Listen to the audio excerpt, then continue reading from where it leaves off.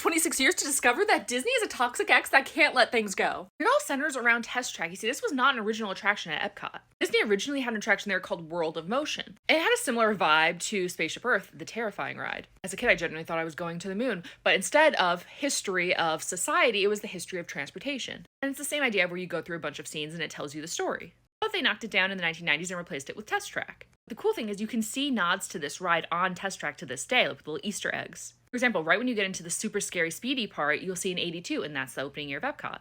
You have to eat a lot of carrots and have really good eyes because a lot of these references are on these tiny signs at the fastest part of the ride. For example, this is Center Core.